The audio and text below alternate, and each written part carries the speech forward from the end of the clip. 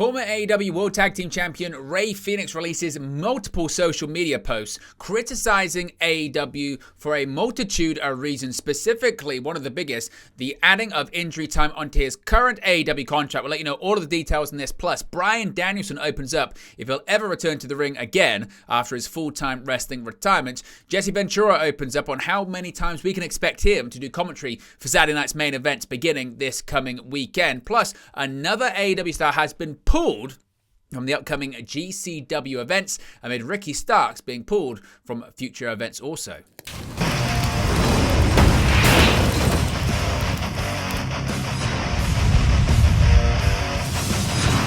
Hey guys, welcome back to Wrestling News 365. Hope everyone is doing very well. As always, plenty of news stories to get into in the world of professional wrestling. There is no other place to begin but Rey Fenix and All Elite Wrestling. Just what is going on with the former AEW World Tag Team and International Champions' future with the organization, because this is a saga that looks like it's not going to end anytime soon. Now, what we do know is Penta El Zero Miedo, Rey Fenix's brother, he is now a free agent. His AEW contract has expired, and the hope was that his contract and Rey Fenix's contract, of course, was signed at the same time back in 2019. They would expire at the same time, and they would explore free agency together. Instead, what happened, Penta El Zero Miedo was able to leave his contract after a little bit of injury time was added on, but Rey Fenix had almost a year worth of injury time added on to his contract. He's still under contract All Elite Wrestling, even though AEW reportedly has no plans to use the former international champion. Well, many wondered and waited to see if Rey Fenix would speak about any of this situation, and he has now released several posts on social media alluding to some pretty serious allegations. Let's get straight into all of this. So the first came from Rey Fenix in response to a tweet that was actually posted quite a few days prior. As you can see, the first post was posted on December 7th, actually replying to a post that was done several days earlier on November 29. It was a post that talked about how AEW not using Rey Fenix was wrong. It was talking about how WWE sells out almost every arena they go to. They're doing the best business they ever have. What the hell does Tony Khan think will happen if the Lucha Bros go to WWE, etc., etc.? The suggestion was that WWE wasn't being hurt by this situation. The only one being affected and hurt by this situation was Rey Fenix. Now, Rey Fenix broke his silence after all of these reports by saying, quote, "I will have my chance to speak the truth."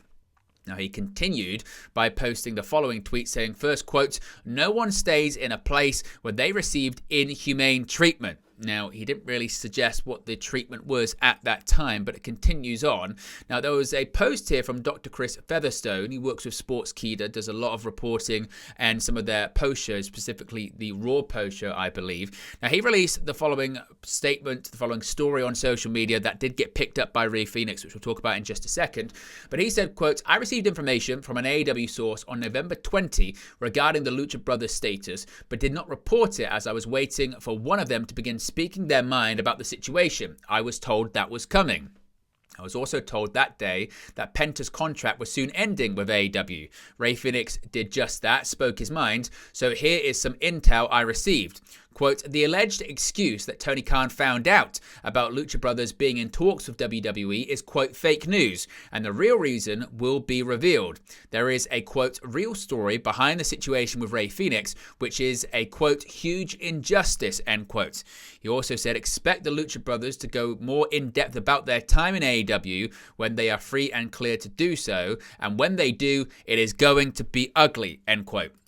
And this actually got some responses from Rey Fenix himself.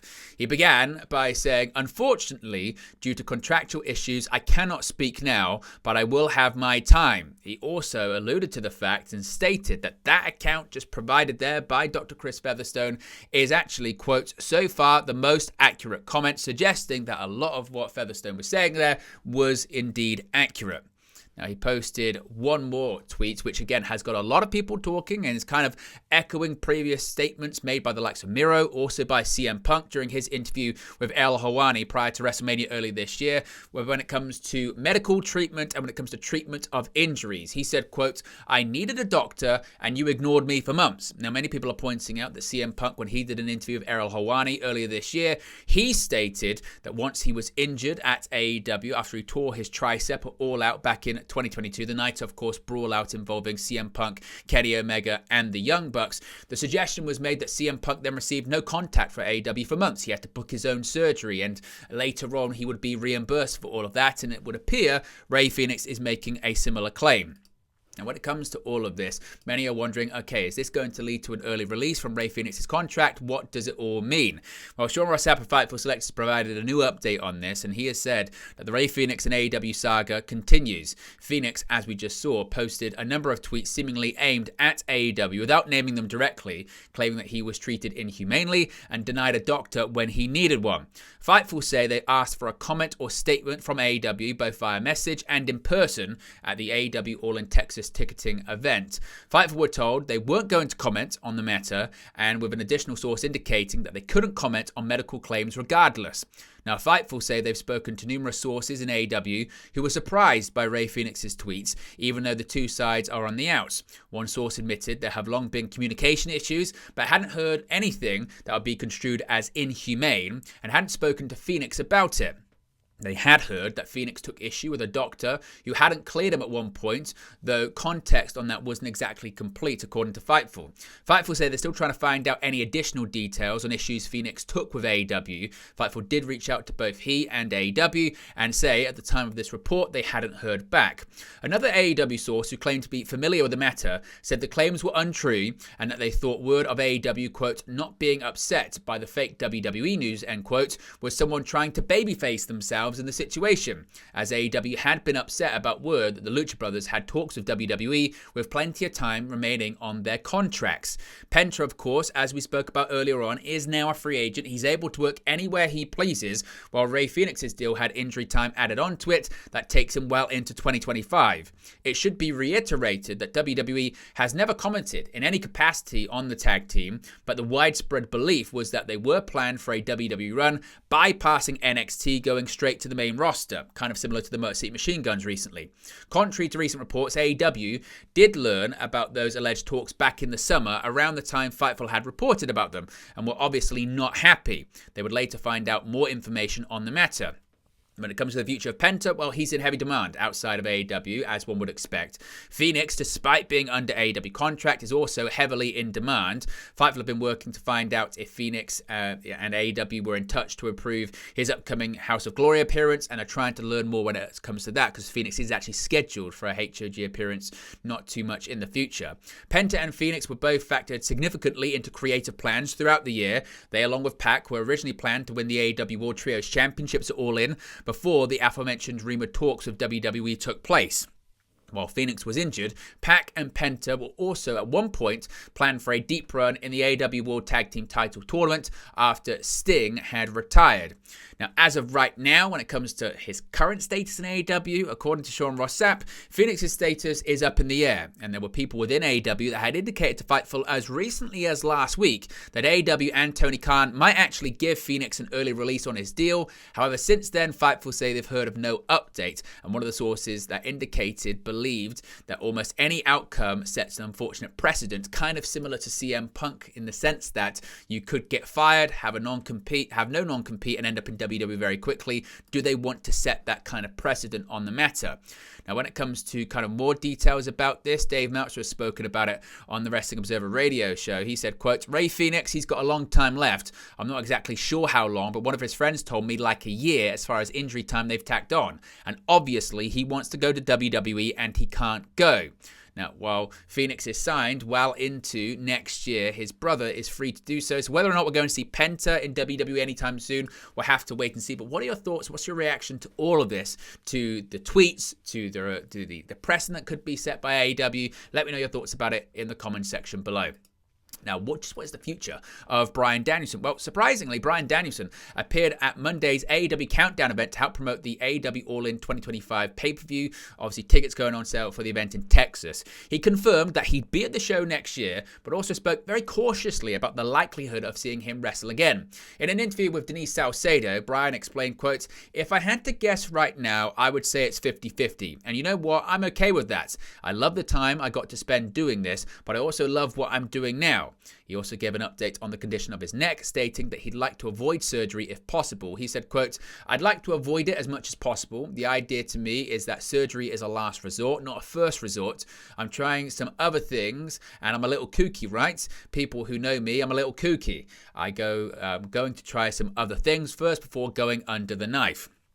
Danielson's future within AEW and the wrestling world on the whole is difficult to predict. Many would argue that wrestlers are notoriously hard to read on the topic of retirement, and the nature of Bryan's recent on-screen defeat leads itself to a possible redemption storyline. However, in Danielson's case, the injury history is well known. He had to retire previously once before in WWE. In addition to that, he has stated that he doesn't want to be a full-time wrestler anymore. So whether or not he will actually wrestle again in the future, of course, we'll just have to wait and see. Now, this weekend, it's the return of Saturday night's main event and also the return of Jesse the Body Ventura to the commentary booth, and he's not going to be returning to WWE for just one night. It was recently announced that Ventura will return to the commentary booth for the reboot of Saturday night's main event on December 14th at the Nassau Veterans Memorial Coliseum. The series is planned to be quarterly specials, and Ventura will remain involved with Saturday night's main event for the foreseeable future, as he revealed on the Bill Simmons podcast. Quote, "Handcuffs are off. I can say anything I want about anyone. I'm very excited about it. I don't discuss finances, but it's acceptable, and I'll be doing 4 a year," Ventura stated. Now, Ventura, of course, had a tumultuous relationship with WWE during Vince McMahon's time as the head of the company. Of course, McMahon is no longer involved with the day-to-day running of WWE following his resignation as TKO executive chairman in January of 2024. He also sold off the majority of his shares too, with WWE, of course, now being headed by Nick Khan and Triple H on the creative side of things. Ventura is signed to a WWE Legends deal. He signed it earlier this year, which came after a surprise appearance at a Raw taping in St. Paul, Minnesota. Following December 14, the next Saturday night's main event will be held on January 25th, 2025, only 1 week before the Royal Rumble. And finally, it looks like the relationship between GCW and AEW isn't going to thaw anytime soon, because according to Sean Ross Sapp of Fightful Select, another AEW talent has been removed from upcoming GCW shows. GCW claimed to Fightful yesterday that Willie Mack has been removed from next weekend's GCW shows. The company is under the impression that this still stems from Effie's comments, as AEW has no shows scheduled this week. Willie Mack is under AEW contract. GCW were also told that AR Fox was told not to appear on camera while visiting GCW this weekend as well. Now, a bit of an update to this story, which is quite interesting. Numerous in AEW claim Mack wasn't pulled by them, and at least one communicated that to GCW. However, another contact claimed Talent Relations also encouraged Mack not to tape the booking. Now, there's a lot of confusing information on this, and some people saying that they have been pulled, other people saying they haven't. Of course, if we get any kind of confirmation on it, we'll let you know, of course, in an upcoming video. But there you go, guys, the latest pro wrestling news for you. Be sure to smash a like on the like button, be sure to subscribe bottom right hand corner. As always, let me know your thoughts in the comment section below, and I'll speak to you again very, very soon. Hey guys, thank you for watching, streaming, or however you come across this video today. Be sure to click on the video on the right there to watch our next video, or click the bottom there to subscribe, or the bottom right hand corner. Thank you very much, and I'll speak to you again very soon.